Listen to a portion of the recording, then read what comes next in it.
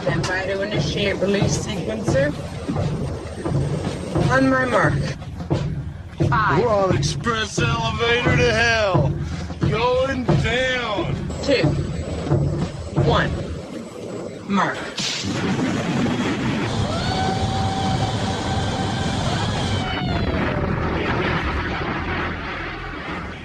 Hello everyone, my name is Mark, aka Derringer. Today is Sunday, January 27th, and you are listening to episode 193 of the Instant Action Podcast, your weekly source for PlanetSide news and information. As always, I'm brought to you by great listeners like you via the Support the Show tab on instantactionpodcast.com. So first off, I'm just going to start off by letting you guys know this is going to be a little bit shorter show, and I know I've said that many times in the past, and then I go on to produce a half-hour, 45-minute show, and then you're all like, well, Derringer, you said you were going to be short, but it wasn't short this week. Well, this week, things are definitely going to change. Unfortunately, I have some sad news to report that last night my mother-in-law passed away, and as a result, the entire household has been thrown into chaos here. It's been coming for the past week or so, and again, like I said, it all pretty much came to a head last night. I actually was with her when she died, which is kind of disconcerting for me as well, and as a result, I have not had any chance to play PlanetSide 2 this entire past week. Everybody's been gathering around the house. We've had relatives in from out of state pretty much all week coming in to pay their last respects to her before she passed away. So I have not been able to keep up with news going on in the game except for small snippets here and there. So I'm going to do my best to produce a quick little show with some highlights for you before I kind of go back into hibernation for another week as we work to finalize funeral plans and things like that. And just to kind of give you guys an understanding of the gravity of the situation, my mother-in-law has lived with us since 2012, and so she is pretty much an integral part of the family here, and is certainly being missed greatly at this point. She also suffered greatly from complications due to Parkinson's disease, and which is just an absolute debilitating disease. I pray for anybody who has to deal with a loved one who has it. So again, it's kind of the state that we're in the house right now. So obviously I need to spend some time and support my family and dedicate a little less time to PlanetSide in the coming week. I don't know what the status of next week's show is going to be. The funeral is going to be next Saturday, so I mean, we could be pretty much in the same state that we are right now. But again, I don't want to leave you guys hanging because there is stuff going on in the PlanetSide universe. So what's in store for this week's shortened show? Well, first I'm going to start talking about the recent PlanetSide Arena news that cropped up regarding the launch, the closed beta, and the Founders season. And then I'm going to dive right into Veteran's Voice. Romus is back indoors. You guys will be excited about that. And then I'm going to finish up with just some talk about some new lore for PlanetSide 2. So please strap in as we hot drop into another episode of the Instant Action Podcast.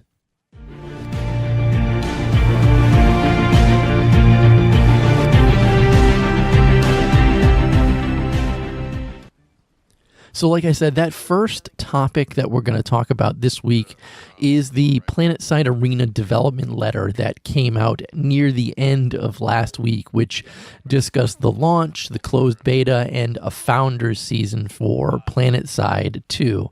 And the launch update letter that we received talked about how, as everybody knows, they've been playtesting PlanetSide Arena with a small core group of players from the community for several months now. Now, I am part of that small group of players, and while I have not been testing for several months, I have been testing it for at least the past month. And the note said that their intention was to slowly expand the group and then launch a first true beta.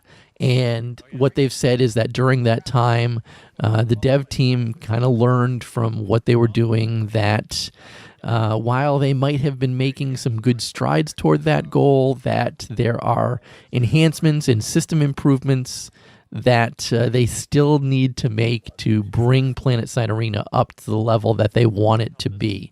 They stress that it's a passion project for the team, and they see that it might have a massive potential to occupy a unique space within the PlanetSide universe and also the overall shooter genre. And ultimately, they agonized about a decision regarding the launch of beta, which was supposed to start as of the 29th, which is next Tuesday, as we all know, or if you're listening to this on Monday, tomorrow. And so they've noticed that they've decided to take extra time to fully optimize the engine, supplement their feature set, improve server infrastructure and other things, because that was really necessary to deliver the type of game that they feel the PlanetSide community deserves.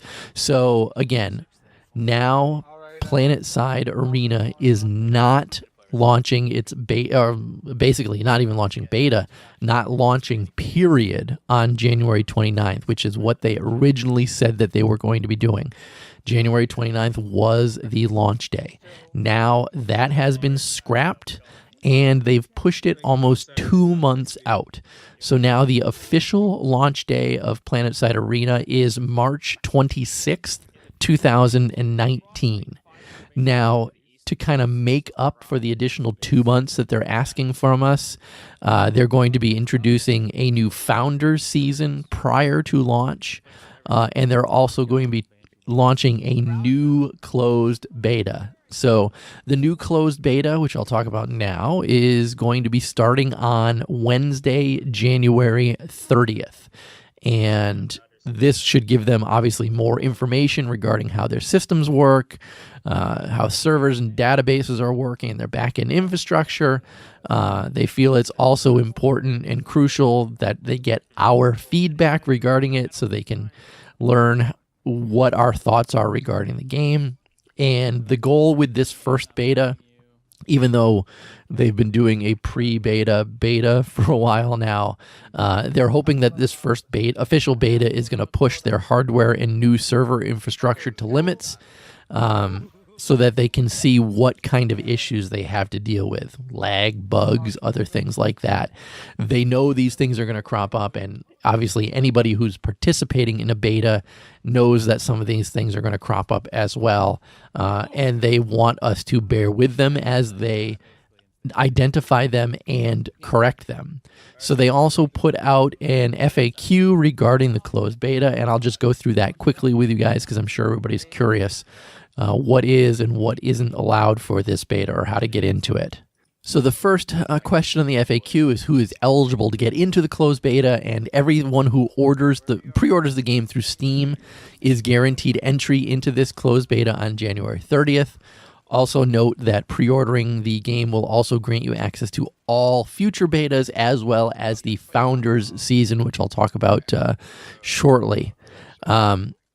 How do I gain access to the PlanetSide Arena closed beta? Basically, if you have already pre-ordered through Steam, the PlanetSide Arena closed beta will automatically appear in your Steam library on January 30th. Everyone who pre-orders on or after January 30th will also immediately receive the beta in their Steam library.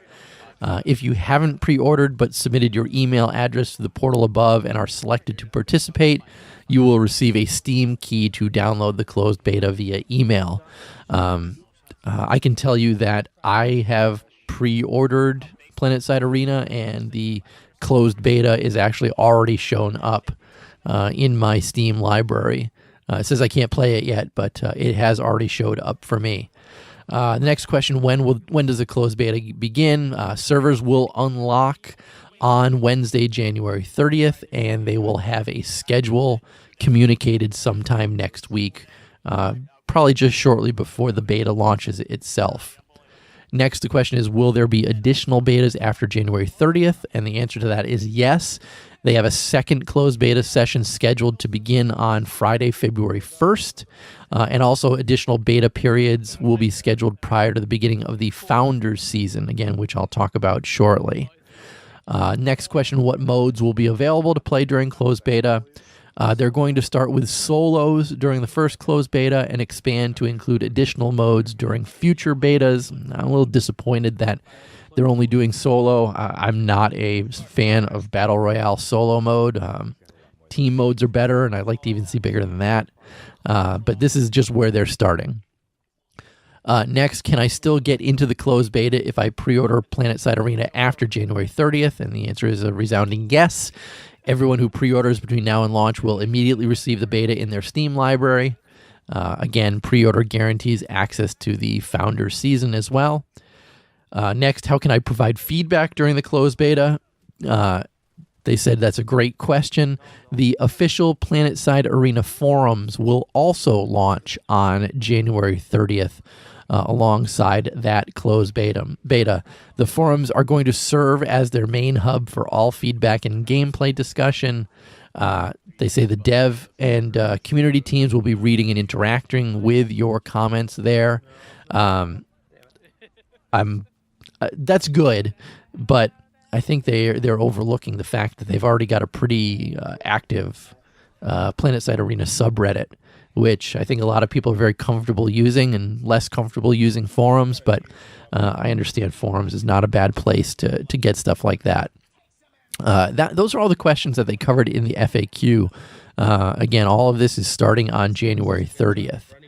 Finally, though, with this announcement, they did talk about the upcoming Founders season. And I'm not going to lie, this one got me a little excited and a little less upset that the beta has been extended for an additional 2 months. So again, along with their closed beta news, they're excited to announce an additional bonus for anyone who pre-orders, and that is the Founder season, which will begin on February 20th, 2019. This will feature an exclusive battle pass with items you can only earn during this season. Now, everyone who pre-orders will immediately gain access to the Founder season and Battle Pass when it launches on February 20th, and it's just their way of thanking everyone for hanging in there while they prime Arena for launch. Now, between the unique items, specialized content, and exclusive Battle Pass, we're excited to get you in for this very special Founder season, which will pave the way for our full launch of Season 1 on March 26th. So again, I'm a little excited about the Founder season because it does sound like there's probably going to be some interesting items in there that you're not going to be able to earn in any of the future seasons. And it's a good little carrot, and that's really all that we can look at it as right now. That is just kind of a carrot to keep us interested in PlanetSide Arena before it goes live. Because I'm not going to lie, 2 additional months before the game goes live is kind of hard to swallow, but if the game was not ready to go live this Tuesday, then extending it to an additional 2 months is definitely the correct thing to do. It just gives me that the first thought that I had originally when they announced PlanetSide Arena and then said that they were going to launch the game live a month later, it really felt too soon to me at that time, and this just kind of confirms that initial suspicion that I had that it was too soon. So I guess good that they're extending it, another 2 months while they iron out the bugs and things like that. But a little disappointing that they had to make that announcement and then wait for it. I guess the main question I have to that, which I know I'm never going to get an answer to, is who was pushing that January 29th launch? Was it the devs saying, yeah, we can do a January 29th launch, but then when they opened the beta up to more people realized they couldn't?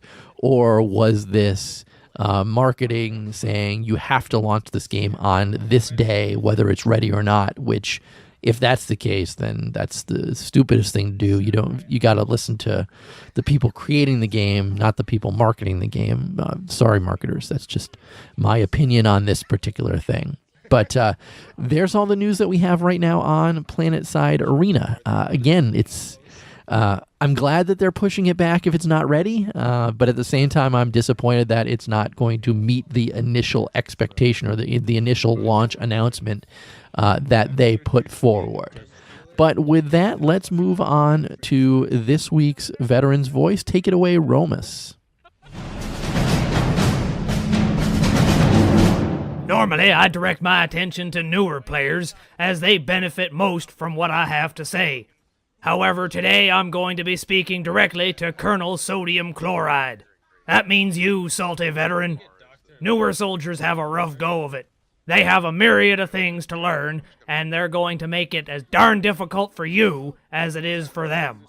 It is frustrating, but Araxis is a unique place to fight, and it requires that we assist each other. I encountered someone over the holiday season that said they wanted nothing to do with Araxis after being harassed instead of helped when they first went boots down. They were kind enough to inform me that when they were blasted by an enemy aircraft, they asked how they learned to fly. It interested them. The response they received wasn't even a direction to Reddit or the official forums. They got a very hearty, "Get good, scrub." That is not useful advice. I appreciate that you're used to having people whine at you for being an A2G shitter, but this person in particular experienced this kind of response multiple times in their 2 hours spent boots down. Everyone from a heavy assault all the way up to a gentleman in a big old tank. 2 hours of that was enough for them. They've moved on. You, as a veteran, are as much an ambassador as you are a player. This game is shaped by what you do as much as it's shaped by what the developers of the game decide that they want to put in it. If you're not going to play ball with the newbies, you're going to have nobody to play with sooner rather than later. Remember, the only difference between a scrub lord and a Superman is learning from your mistakes. Back to you, Derringer. Boy, it's good to be back in this office. Bloody freezing out there. Thank you, Romus. I have to agree with you. This is a very timely. Well, first I got to say, Romus, I'm glad that you're back indoors. Stop walking around outside. You're going to freeze your nuts off.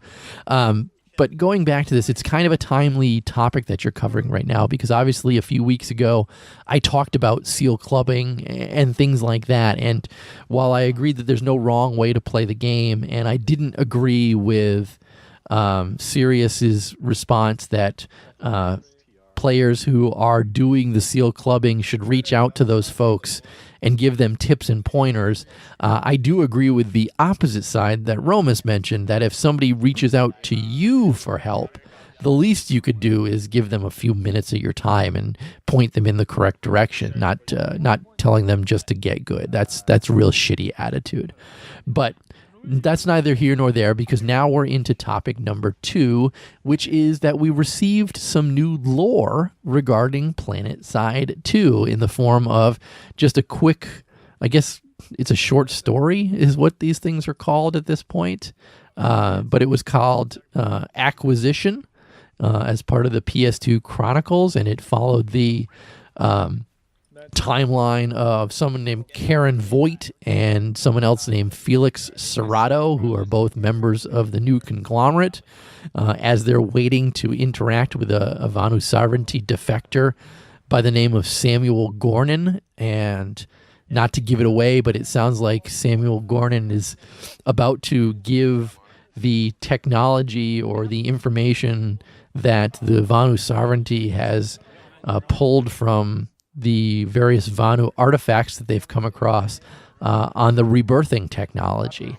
So it's kind of how we're learning how the new conglomerate was able to copy this same technology that the other factions were able to get as well. And there's an interesting interaction between Karen Voight and Sam Gornan regarding whether he should take his information to the Terran Republic and what they would do to him, and how he's asking for a ton of money to release this information over to the new conglomerate and accepts exponentially less than he's asking for, but we don't even know what those amounts are.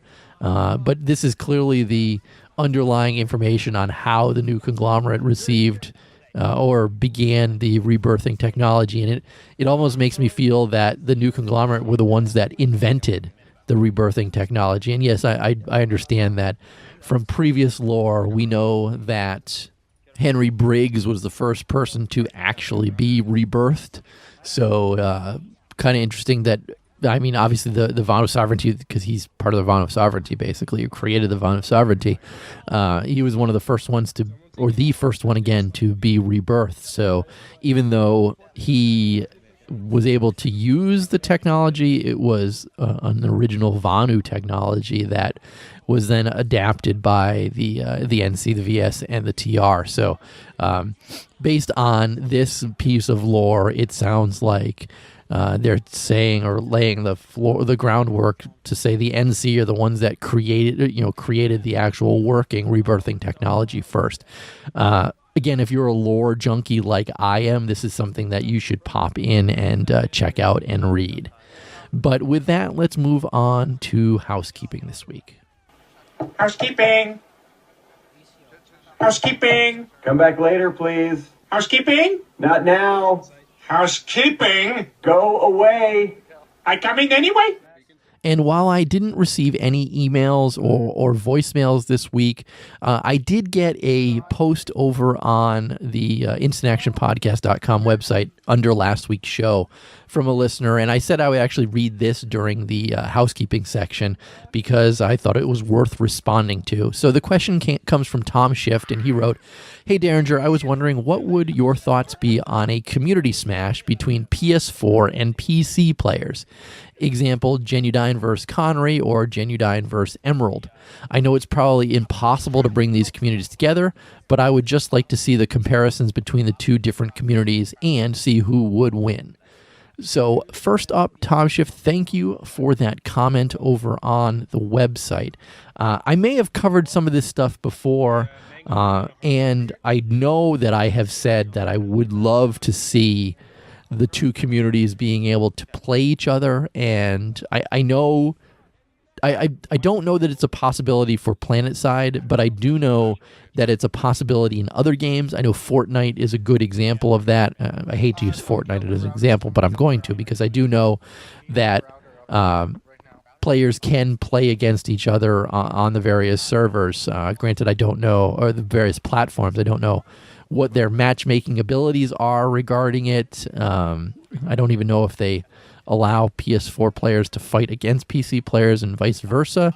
But I do know the technology is certainly possible. Now, bringing this back to PlanetSide 2, I don't know how good it would actually be because, I'm just going to maybe show my bias here, but I think that the PC players would absolutely destroy the PS4 players. There's just something about the precision that you can get with a mouse and keyboard that you can't duplicate with a controller. And that's the main reason that the controllers or the players on the PS4 have aim assist built into the game itself. Whereas on the PC side, we don't have any sort of aim assist.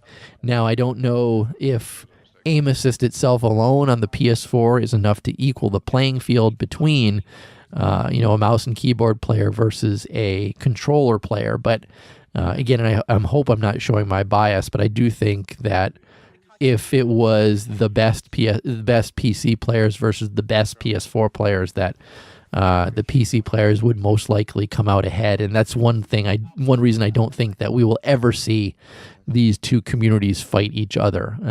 Again, even saying that, I don't think the technology is in place with Daybreak Games to create something like that. That being said, I would be more than happy to see something like that play itself out. So don't get me wrong. I'd love to be proved wrong and see if PS4 players are better than PC players, or if it's as I suspect and PC players are better because of the technology involved with the mouse and keyboard versus the controller. Again, if they could pull something like that off and allow it to happen, I'd be more than happy to watch it and see what the actual outcome would be.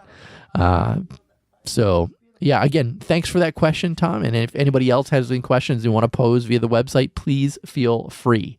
But that's going to be it for this week's abbreviated show. As always, though, how can you get in touch with me or the show? First, visit my website, www.instantactionpodcast.com. Email me, instantactionshow@gmail.com. Call me, leave me a voicemail, 347-4VM-4PS2, or the digits for that are 347-486-4772. Please also follow the show on Twitter at InstActPodcast, and you can also follow me directly on Twitter. My personal Twitter is @TheDerringer. But in closing, as always, if you've enjoyed the show, please leave me a review on your podcast listening avenue of choice, whether it's iTunes, Stitcher, Google Play, or anywhere else. Also, don't forget, that's my New Year's resolution this year, to get a lot more iTunes and Stitcher reviews. Also, feel free to tell your friends and outfit mates about the show. And finally, thanks for listening, and keep spamming that Join Combat, formerly known as Instant Action button.